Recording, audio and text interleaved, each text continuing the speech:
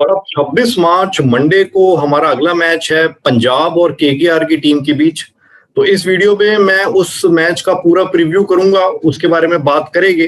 पर उससे पहले जो पिछले दो मैचेस रहे संडे के दिन 25 अप्रैल को, उनके बारे में भी बात करते हैं। दिल्ली वर्सेस हैदराबाद और चेन्नई वर्सेस आरसीबी। तो पहले दिल्ली वर्सेस हैदराबाद वाले मैच की बात करते हैं। क्या ये जबरदस्त मैच रहा? हम कह सकते हैं कि इस आईपीएल का ये one of the best match था। और ये मैं सोच रहा था कि शायद ये कहीं मैच वन साइडेड ना हो, पर ये बहुत ही धमाकेदार मैच रहा। और ये इस आईपीएल का पहला मैच था जो सुपर ओवर तक गया। और यहाँ पे मैं कहूंगा कि सुपर ओवर में वार्नर से एक टैक्टिकल गलती हुई, जिस वजह से ये मैच हैदराबाद के हाथ से निकल गया। क्योंकि मुझे आश्चर्य हुआ कि वार्नर जब ओपनिंग सुपर ओवर में आए बैटिंग करने विलियमसन के साथ, तो यहाँ पे इनसे गलती हुई। क्योंकि बैरस्टो बहुत अच्छी फॉर्म में चल रही है और वो बहुत अच्छी बिग हिट्स मारती है। बैरस्टो पावर हिटर है और वो लंबे लंबे छक्के मार सकती है, जबकि वार्नर जो है फील्ड रिस्ट्रिक्शंस का फायदा उठा के शॉट्स मारते हैं या चौके छक्के मारते हैं। तो यहाँ पे फील्ड रिस्ट्रिक्शन नहीं होनी थी सुपर ओवर में। तो बैरस्टो को अगर भेजते विलियमसन के साथ, तो वो डेफिनेटली अक्षर पटेल के उस ओवर में एक बाउंड्री जरूर मारते, शायद मे बी 6 या 4। और इनका जो इन्होंने टारगेट दिया था सिर्फ 8 रन का, तो वो 12-13 रन का या मे बी 15 रन तक भी हो सकता था। और तब हैदराबाद ये मैच जीतने में सफल रहती। पर ये जो वार्नर खुद आए, तो वहां पे इनसे गलती हुई और ये मैच तब जीतने में सफल रही दिल्ली की टीम। और हम इस मैच में भी देखें कि किस तरीके से ये मैच रहा। तो दिल्ली ने जो 160 का टारगेट दिया था, ये एक अच्छा टारगेट था इस पिच पे, क्योंकि ये चेन्नई की स्लो विकेट थी और ये मैच विनिंग टारगेट था। अभी तक इस आईपीएल में किसी ने 160 का टारगेट इस ग्राउंड पे चेज नहीं किया है। तो ये अच्छा टारगेट था। और इसमें जो मेन कंट्रीब्यूटर्स थे, सबसे पहले तो पृथ्वी शॉ ने बहुत अच्छी इनिंग खेली, एक तेज हाफ सेंचुरी मारी। शुरू से ही वो अटैकिंग खेलते नजर आए और फिर वो थोड़ा संभल के भी खेलते नजर आए। तो लग रहा था शाह इस बार एक लंबी इनिंग खेलना चाहता था, क्योंकि हम देखे पृथ्वी शॉ ने विजय हजारे में काफी रन मारे थे, नंबर 1 पे रहा था। और अभी देवदत्त पाडिक्कल भी पूरी फॉर्म में आ गया, उसने बड़ी धमाकेदार सेंचुरी मारी है। तो यहाँ पर कहीं पे मुझे तो थोड़ा सा कंपटीशन भी नजर आया कि पृथ्वी शॉ भी दिखाना चाहते हैं कि कहीं मैं पीछे ना रह जाऊं देवदत्त पाडिक्कल से रन स्कोरिंग में। तो वो भी डिटरमाइंड होके आए थे कि मुझे इस मैच में मारना है।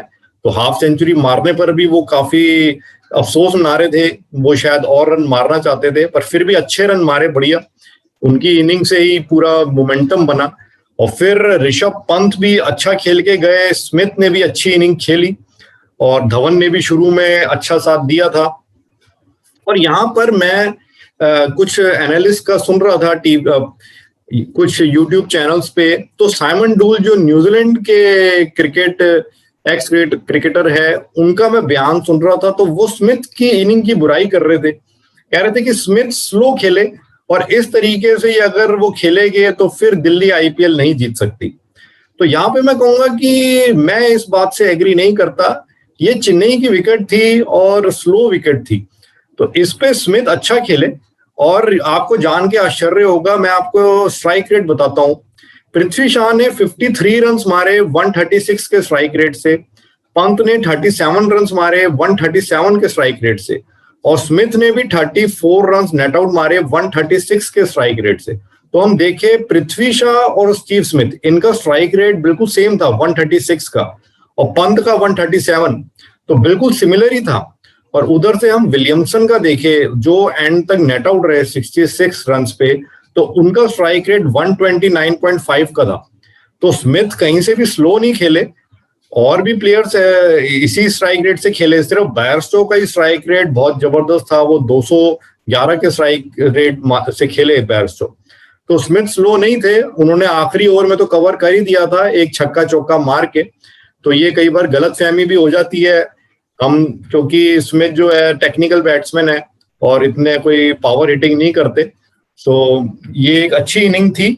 और फिर हम हैदराबाद की टीम की भी बात करें, तो वार्नर जब जल्दी आउट हो गए, तो तब लगा कि कहीं ये मैच जल्दी खत्म ना हो जाए। और हैदराबाद की टीम कंफर्टेबली ये मैच शायद हार जाएगी 25-30 रन से। पर विलियमसन ने बढ़िया इनिंग खेली और बैरस्टो ने भी शुरू में बहुत बढ़िया चौके छक्के मारे। तो शुरू में तो ये बहुत अच्छा जाते दिखाई दिए और बैरस्टो जब आउट हो गए तो विलियमसन बिल्कुल एंड तक खेले और जो मिडिल ऑर्डर था हैदराबाद का वो फिर से अब की बार उतना अच्छा नहीं खेल पाया। विलियमसन का किसी ने भी अच्छे से साथ नहीं दिया। जो उसके बाद प्लेयर्स आए, विराट सिंह को इन्होंने पहले भेजा, केदार जाधव, अभिषेक शर्मा, फिर विजय शंकर, तो इनमें से किसी ने भी अच्छी इनिंग नहीं खेली, कोई तेज भी नहीं खेल के गया और कोई लंबा भी नहीं खेला।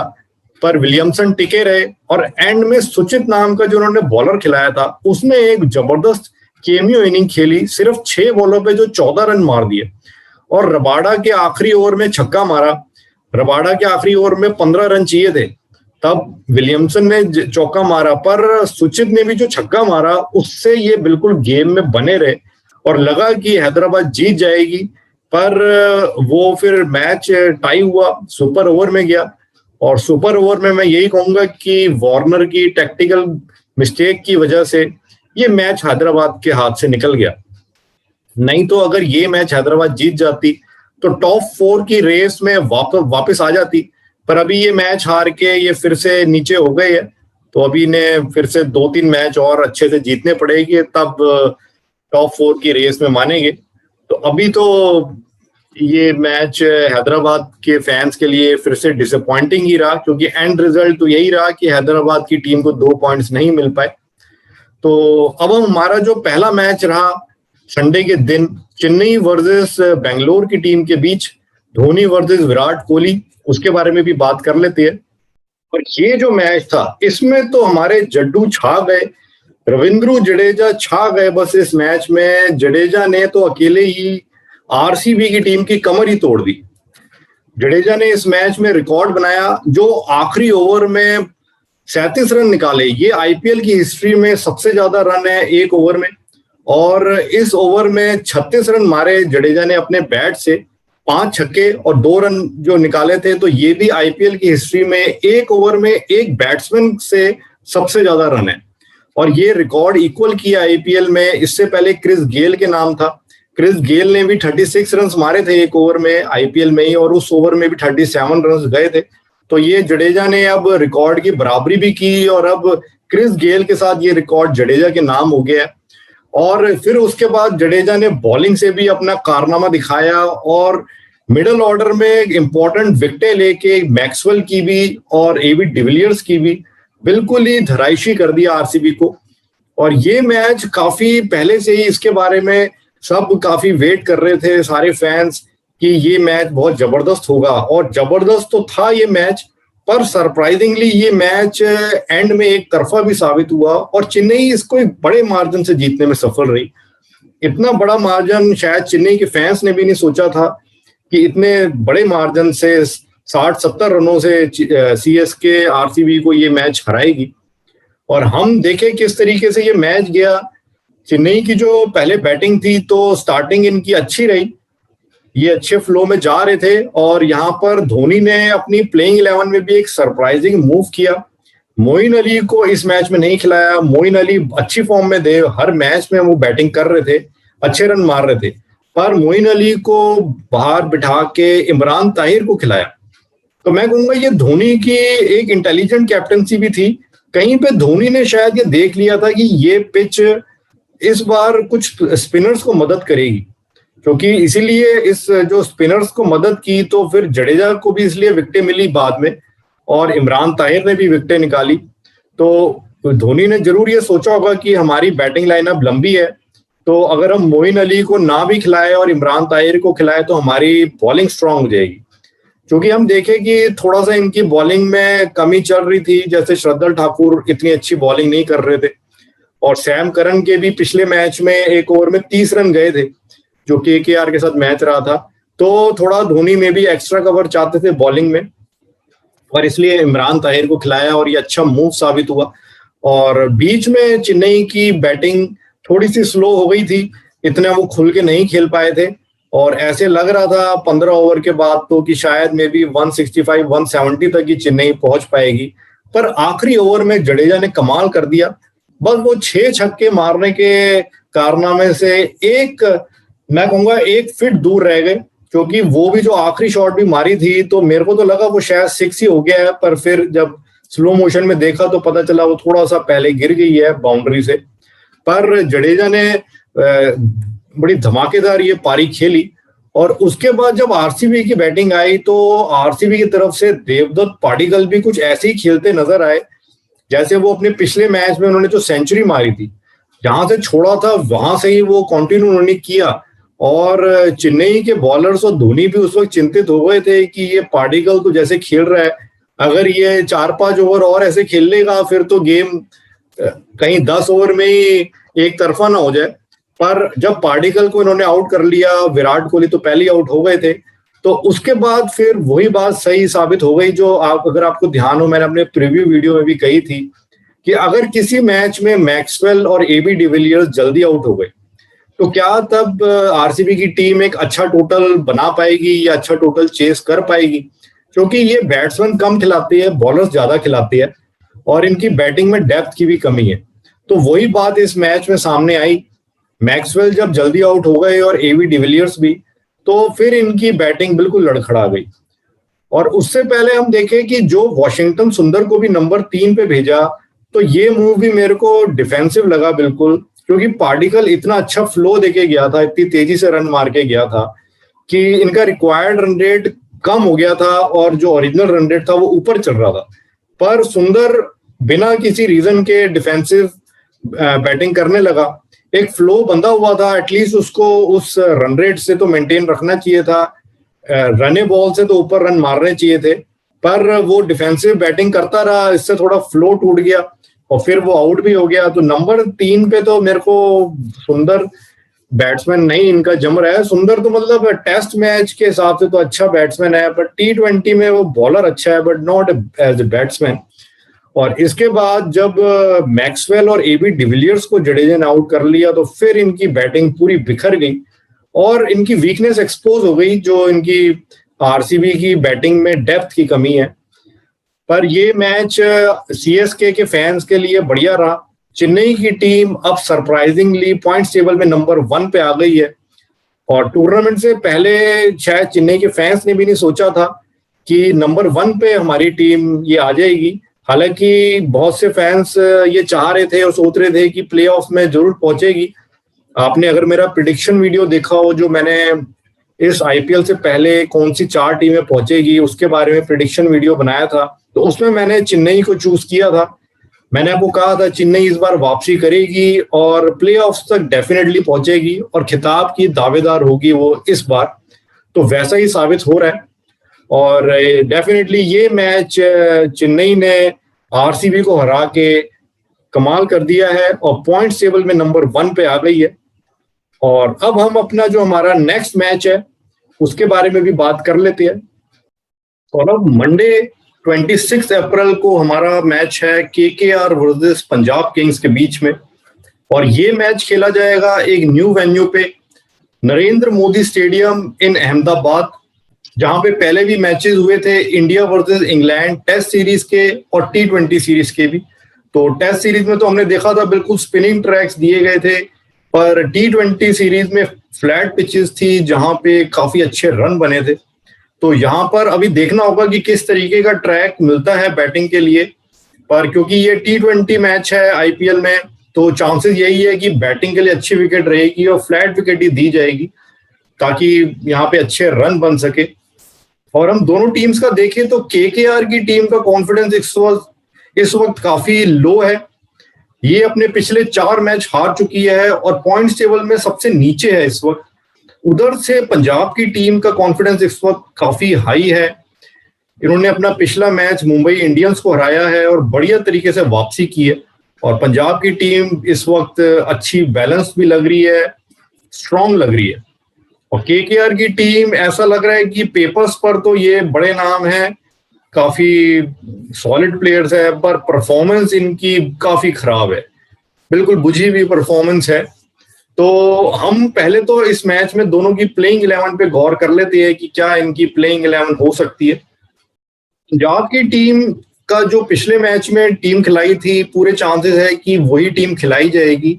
मे बी एक चेंज ये कर सकते हैं, इन्होंने Fabian Allen overseas spinner allrounder को खिलाया था, तो हो सकता है कि उसको अब की बार ये रिप्लेस करे।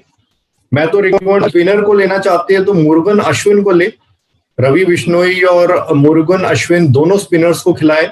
इन्होंने एक बात तो सही की कि रवि बिश्नोई को खिलाया अब की बार, और अगर ये पिच के अकॉर्डिंग एक पेसर को खिलाना चाहते हैं तो भी फेबियन एलियन की जगह ये क्रिस जॉर्डन को मौका दे सकते हैं। वो बिल्कुल फिट है और बाहर बैठे हैं। या झाई रिचर्डसन को भी एक और मौका दे सकते हैं। तो ये इनकी प्लेइंग 11 रहने के चांसेस है। KL Rahul, Mayank Agarwal openers, then Chris Gayle, Deepak Hooda, Nicholas Pooran हालांकि रन नहीं मार पाए हैं, पर ये इनकी लाइनअप में इंपॉर्टेंट प्लेयर है, तो मुझे लग रहा है एक दो मौके तो इनको और दिए जाएंगे। Then Shahrukh Khan, Moises Henriques, Fabian Allen या कोई इनकी जगह रिप्लेसमेंट, रवि बिश्नोई, मोहम्मद शामी, अर्शदीप सिंह। और फिर हम केकेआर की टीम की बात करें तो केकेआर की टीम इस वक्त बिल्कुल बिखरी हुई है, और मैं इनकी एक्सपेक्टेड प्लेइंग 11 आपको नहीं बता सकता कि क्या ये करने वाले हैं, क्या चेंजेस करेंगे, पर मैं आपको अपनी तरफ से सजेस्टेड प्लेइंग 11 बताऊंगा कि इनको क्या करना चाहिए, जो इनके पास अब रिसोर्सेज है और जो पॉसिबिलिटीज है, ताकि इनकी टीम एक अच्छी रहे और वापसी कर सके। अब इसमें सबसे पहले तो मैं ये चाहूंगा कि इयोन मॉर्गन को कप्तानी से हटा दिया जाए, क्योंकि वो टीम में स्थान ही डिजर्व नहीं करते। 5 मैचों में सिर्फ 40 रन उन्होंने मारे हैं और वो टीम पे इस वक्त एक बर्डन की तरह हो गई है। पर ऐसा कोई न्यूज नहीं है कि मॉर्गन कप्तानी छोड़ रही है, कम से कम अभी तक तो नहीं है। हो सकता है अगर इस मैच में हार जाए तो ऐसी न्यूज आपको सुनने में मिले कि मॉर्गन को हटा दिया गया कैप्टनसी से, या मॉर्गन ने खुद रिजाइन कर दिया। तो इस मैच में मुझे मॉर्गन को रखना ही पड़ेगा, चाहे मजबूरी में ही सही। तो मैं बाकी प्लेयर्स पर ही गौर करूंगा कि क्या चेंजेस हो सकते हैं इनके प्लेइंग 11 में, और क्या बैटिंग ऑर्डर में चेंज हो सकता है। तो मेरी सजेशन है इनको शुभम गिल को अब की बार ड्रॉप कर देना चाहिए, क्योंकि गिल इस टूर्नामेंट में अच्छा रन नहीं मार पाए हैं, और साथ में पिछले मैच में वो रन मारते दिखे भी नहीं, बिल्कुल आउट ऑफ फ्लो दिखे, और उन्होंने बॉलें भी काफी वेस्ट कर दी, तो इससे स्टार्ट काफी खराब रही। तो यहाँ पर नीतीश राणा और राहुल त्रिपाठी से मैं ओपनिंग कराऊंगा। राहुल त्रिपाठी स्पेशलिस्ट ओपनर ही है और नंबर 3 पे अच्छा भी खेल रहे हैं, तो उन्हीं को ओपनिंग पे उतार देना चाहिए। और तीसरे नंबर पे एक नए बैट्समैन को मैं मौका दूंगा, ये शुभम गिल की जगह आएंगे, तो इसमें वेंकटेश अय्यर भी हो सकते हैं या करुण नायर, ये 2 ऑप्शंस है इनके पास। वेंकटेश अय्यर एक बैटिंग ऑलराउंडर है, और विजय हजारे में इन्होंने अच्छा परफॉर्मेंस दी है अब की बार। एक मैच में इन्होंने 195 रन भी मारे थे, बड़े धुआंधार 145 बॉल पे, और ये एक अच्छे टैलेंटेड प्लेयर है, और साथ में थोड़ा सा ये मीडियम पेस भी फेंकते हैं। तो इन दोनों में मेरी चॉइस रहेगी वेंकटेश अय्यर। मैं वेंकटेश अय्यर को खिलाना चाहूंगा, क्योंकि जैसे जैसे टूर्नामेंट आगे बढ़ेगा, अगर ये प्लेयर अच्छा खेलता है तो ये इनके लिए यूजफुल साबित हो सकता है, क्योंकि ये बॉलिंग की ऑप्शन भी इनको देगा और बैटिंग भी अच्छी करता है। और मैं चौथे नंबर पे आंद्रे रसल को प्रमोट करना चाहूंगा, क्योंकि आंद्रे रसल ही इनके सबसे बड़े मैच विनर है, तो वो 7वें नंबर पर ही उन्हें भेजा जाता है, और जब तक वो आते हैं गेम लगभग खत्म ही हो जाती है। 15 ओवर के बाद वो आते हैं, तो या तो उनके पास ओवर्स नहीं होते, या अगर ओवर्स होते भी है पहले आ जाए तो तब तक 5 विकेटें गिर चुकी होती है। तो हमेशा इनके ऊपर कुछ प्रेशर ही रहता है, और अगर पहले के बैट्समैनों ने नहीं मारना तो आंद्रे रसल को प्रमोट करना सही रहेगा। सो मैं आंद्रे रसल को डेफिनेटली एट नंबर 4 रखूंगा। और 5वें पे इयोन मॉर्गन को मुझे रखना पड़ेगा, क्योंकि वो कप्तान है तो उनको टीम में रखना ही पड़ेगा। वो अपने आप को तो ड्रॉप नहीं करेंगे ये कह के कि मैं तो रन ही नहीं मार रहा, तो उनको रखना पड़ेगा मजबूरी में। या तो वो रन मार के दिखाए अब की बार, तो फिर हम खुशी खुशी उनको रखें। और नंबर 6 पे दिनेश कार्तिक विकेट कीपर, और नंबर 7 पे अगेन 2 ऑप्शंस रहेगी, या तो पैट कमिंस को ही खिलाया जाए, क्योंकि वो बैटिंग तो अच्छी कर रहे हैं और एक जनरल ऑलराउंडर का रोल अदा कर सकते हैं नंबर 7 पे, पर बॉलिंग में वो काफी महंगे साबित हो रही है, विकेटें भी नहीं निकाल पा रहे। और यहाँ पे मैं कहूंगा कि पैट कमिंस को मॉर्गन ने ढंग से यूज भी नहीं किया है, नई बॉल नहीं दी है। पिछले मैच में भी उनको एक ओवर फेंकवाया नई बॉल से, दूसरा ओवर, और उसमें उन्होंने 10 रन दिए। अब 10 रन को इतने ज्यादा नहीं है, 10 रन तो चले जाते हैं, पर उसमें हम देखें कि वो बॉलिंग अच्छी कर रहे थे। उनकी एक बहुत खतरनाक बाउंसर थी जो जॉस बटलर के सर पे जाके लगी, और जॉस बटलर 5 मिनट के लिए तो अपना होशो हवास उन्होंने खो दिया था, और बिल्कुल उनका दिमाग हिल गया था जॉस बटलर का।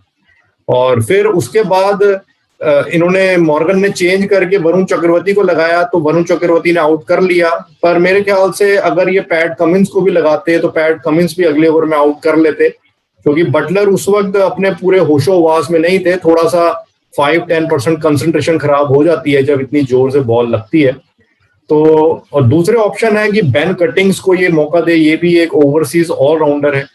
पर मेरी चॉइस रहेगी कि एक बार पैट कमिंस को मैं एक और मौका देना चाहूंगा, और अगर मेरे हाथ में हो तो मैं इनको यही सजेशन दूं कि पैट कमिंस से आप नई बॉल से कम 2 ओवर जरूर फेंकवाए।